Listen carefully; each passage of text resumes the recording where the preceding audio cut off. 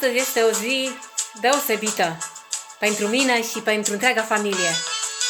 Cea mai dragă și scumpă ființă, mama, împlinește 69 de ani. La mulți ani, mica noastră, să fii sănătoasă că iubită ești, să fii fericită că apreciată ești și să ne trăiești mulți, mulți ani.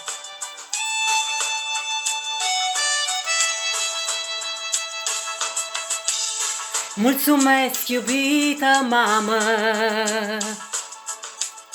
steaua mea din zor de zi. Fără tine mi-este teamă că planeta s-ar răci. Fără tine mi-este teamă că planeta s-ar răci. Te-am secătuit de vlagă, m-ai născut, m-ai înflorit. Pentru tine, mamă dragă, soarele e n-asfințit. Pentru tine, mamă dragă, soarele e n-asfințit. Mamă frumoasă, primul meu rai, fă o minune, te rog, mai stai. Dulce lumină, ram de măslin, încă nu-i vremea, mai stai puțin.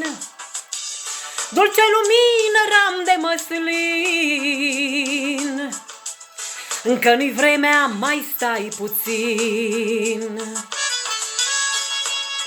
Am cei mai dulci pupici pentru cea mai dulce mamă din lume, mica noastră frumoasă. La mulți ani încă o dată, te iubim și te prețuim. Dăruiesc cu tot dragul acest frumos cântec pentru tine.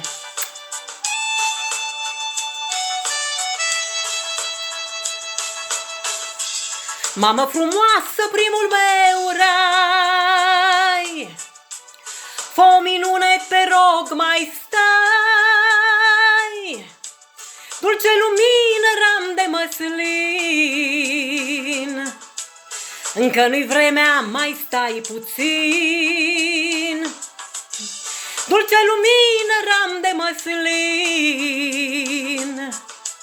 încă nu-i vremea, mai stai puțin.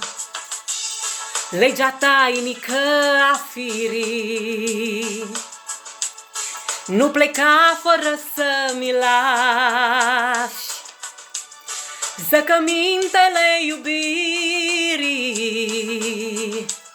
Mamă, suflet uriaș și secretul nemuririi. Mamă, suflet uriaș. Mulțumesc, iubită mamă, iubită mamă, iubită mamă.